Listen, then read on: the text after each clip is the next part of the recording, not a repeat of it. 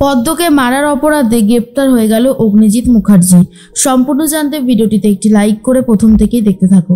গল্পের শুরুতেই দেখা যায় অগ্নিজিৎ মুখার্জিকে বারবার বারণ করতে থাকে গীতা, আর বলে আপনি যাবেন না, আপনি কেন বাচ্চাদের মতন জেদ করছেন, এরপর যদি কোনো বিপদ হয় পারবেন তো আপনি সামলাতে। অগ্নিজিৎ মুখার্জি বলে, এই তুমি আমাকে এতগুলো কথা বলছো কেন? তুমি আমাকে একদম এতগুলো কথা বলতে আসবে না, আমার যেটা মনে হয় আমি সেটাই করব। তখনই প্রলয় বলে, দাদা বিপদে পড়লে কিন্তু এই মেয়েটাই তোমাকে বাঁচাবে। তুমি কি এখনো বুঝতে পারছো না যে গীতা কেন বারণ করছে? অনেক প্রবলেমে পড়তে পারো তুমি যাবে না। কিন্তু অগ্নিজিৎ মুখার্জি আর নিজের জেদটাকে বজায় রাখতে গীতার জেদকে পাত্তাই দেয় না। গীতা বারবার করে বলে আমি আপনাকে যেতে দেব না, কিন্তু অগ্নিজিৎ মুখার্জি যাবে বলেই ঠিক করেছে। অন্যদিকে দেখা যায় প্রলয় বলে, গীতা দাদা তো কোনো কথাই শুনছে না, কি হবে? গীতা তখন বলে অন্য ব্যবস্থা করতে হবে, কিন্তু এইভাবে কি ওনাকে যেতে দেওয়া যায়? তার মধ্যেই ভজন ফোন করেছে সাত্বিক মুখার্জিকে আর বলে, সাত্বিক ভজন বলছিলাম। ভজনের কথা শুনে সাত্বিক বলে, হ্যাঁ বলো, কি বলবে? ভজন তখন বলে, গীতাকে জব্দ করতে হলে আমাকে একটু হেল্প করতে হবে তোমায়। এই যে অগ্নিজিৎ মুখার্জি আমাদের স্যার পদ্মর বিয়েতে আসতে চলেছে, তোমাকে আর একটা হেল্প করতে হবে। এরপর গীতা কখন কি করছে না করছে সেটা আমাকে একবার জানাতে হবে। অগ্নিজিৎ মুখার্জিকে ও অনেক অপমান করেছে, এইবার এর একটা বদলা চাই, কি বলো? সাত্বিক তখন বলে, যদি এরকমটা হয় তাহলে সব থেকে বেশি খুশি হব আমি।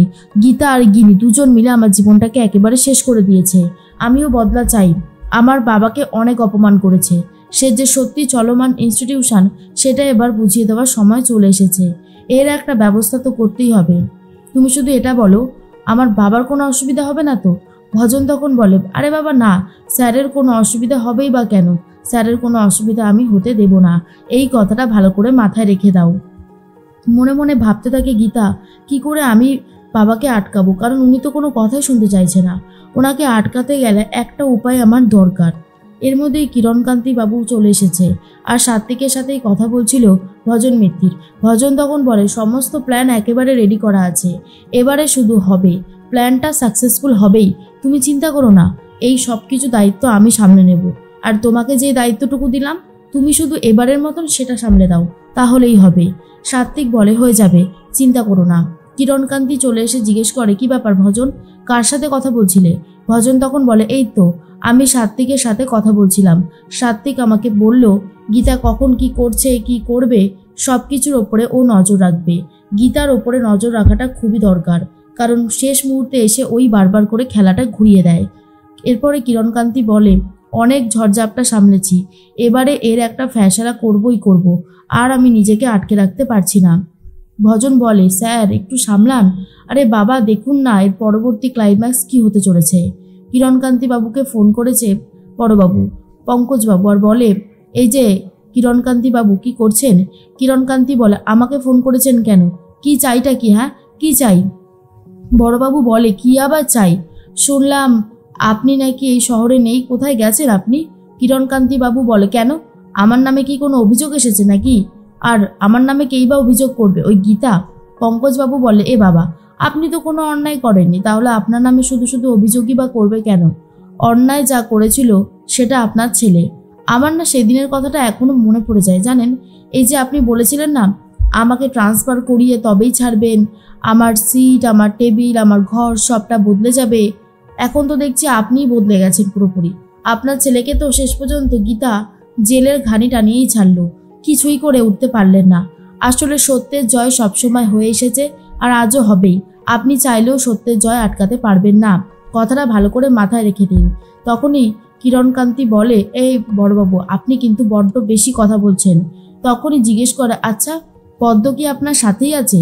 কিরণকান্তি বাবু বলে, সেই কথার উত্তর আমি আপনাকে দিতে যাব কেন? পদ্ম কোথায় আছে না নেই সেটা আমি জানি না। বড়বাবু বলে, গীতা তো সন্দেহ করছিল যে পদ্ম নাকি আপনার সাথেই আছে। রূপা রানীকে আপনি চেনেন তো, আয়া সেন্টারের মালকিন। আর এটা শোনার পরে কিরণকান্তি বলে, আমি শুনে কি করব?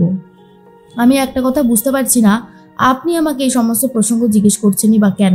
তখন বড়বাবু বলে, জিজ্ঞেস করছি কারণ তো অবশ্যই আছে, কারণ আমাদের অগ্নিকন্যা সে সন্দেহ করছে যে পদ্মর কোনো বড়সড় বিপদ হতে চলেছে, তাহলে বলে ফেলুন কোথায় রয়েছেন আপনি।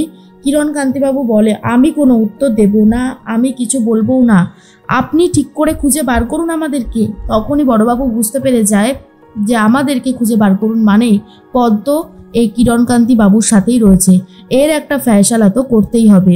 তার মধ্যেই পদ্মকে সাজানো চলছে। আর বড়বাবু বুঝতে পেরে যায় কিরণকান্তি বাবুকে যেভাবেই হোক খুঁজে বার করতে হবে, তাহলেই খেলা জমে যাবে। এর মধ্যেই পদ্ম বলে, আমাকে এইভাবে সাজানো হচ্ছে কেন? আমি সাজবো না, কোনোভাবেই আমি সাজবো না। তখনই রূপারানী বলে, এই শোন, যেটা বলছি সেটা কর, না হলে কিন্তু তুই একেবারে শেষ হয়ে যাবি, আর তোকে কিন্তু কেউ বাঁচাতে পারবে না। পদ্ম বলে, আপনিই তো আমাকে বড়বাবুদের বাড়িতে কাজে পাঠিয়েছিলেন, আমি কি কোনোদিন কোনো অন্যায় করেছি বলুন? কেন আপনি আমার সাথে এরকমটা করছেন? আমি তো মন দিয়ে কাজ করেছি, আমাকে দয়া করে ছেড়ে দিন, আমাকে এখান থেকে যেতে দিন, আমি এখানে থাকতে চাই না। কিন্তু রূপারানী কোনোভাবেই ছাড়তে চায় না পদ্মকে, আর বলে, চুপ কর, এখন তোর বিয়ে হবে, বিয়ে, তারপর ছবি পাঠানো হবে। এরপরেই ভজন বলে, পদ্ম তো নিজেও জানে না কোন ক্লাইম্যাক্স ঘটতে চলেছে, এটা শুধু আমি আর কিরণকান্তি বাবুই জানি। অনেক দিনকার জ্বালা আজ মেটানো যাবে। পদ্ম খুব কান্নাকাটি করতে থাকে। অন্যদিকে অগ্নিজিৎ মুখার্জি একদম রেডি হয়ে গেছে বেরোবে বলে, আর বলতে থাকে, আমি যাব, গিয়ে পদ্মকে আশীর্বাদ করব। পদ্ম এদিকে ভয় পায় আর বলে, আমার ভালো লাগছে না, আমার কিচ্ছু ভালো লাগছে না। তখন অগ্নিজিৎ মুখার্জি ভাবতে থাকে, আর যে কতক্ষণ লাগবে কে জানে। এর মধ্যেই গীতা ভাবে, অগ্নিজিৎ মুখার্জিকে এতবার করে বারণ করলাম, উনি আমার কোনো কথাই শুনল না, এবার যদি কোনো বিপদে পড়ে তাহলে আর কিছু বলার থাকবে না। তার মধ্যে দেখা যায় বড়বাবু কথা ভাবতে থাকে আর বলে, তাহলে কিরণকান্তি বাবুরা কি প্ল্যান করতে চলেছে যেটা অগ্নিকন্যা পর্যন্ত ধরতে পারছে না? ব্যাপার তো কিছু একটা আছেই, যেটা আমাকে খুঁজে বার করতে হবে। এরপর ফোর্স নিয়ে বেরিয়ে পড়ছে বড়বাবু। আর অন্যদিকে কৃপান ফোন করেছে পদ্মকে আর বলে, কিরে পদ্ম, কি ভেবেছিলিস তুই এইভাবে পার পেয়ে যাবি? তোকে আমি কোনোভাবেই ছাড়বো না বলেছিলাম তো, এবার দেখ তোর কি অবস্থা করি। পদ্ম বলে, কৃপান দাদাবাবু, আপনি তো জেলে, আপনি কি করে কথা বলতে পারছেন? বলুন, আপনি কি করে কথা বলতে পারছেন? তখনই কৃপান বলে, অনেক কিছু করেই কথা বলা যায় রে পদ্ম। এর মধ্যে একজন আসছে যে পদ্মকে মারতে চায়, আর পদ্মকে পেছন থেকে এমনভাবে আঘাত করে যে পদ্ম মাটিতে একেবারে লুটিয়ে পড়ে যায়। আর অন্যদিকে অগ্নিজিৎ মুখার্জি অন্ধকার ঘরে পদ্মকে খুঁজতে শুরু করে যে পদ্ম কোথায় গেল, এখনো তো আসছে না।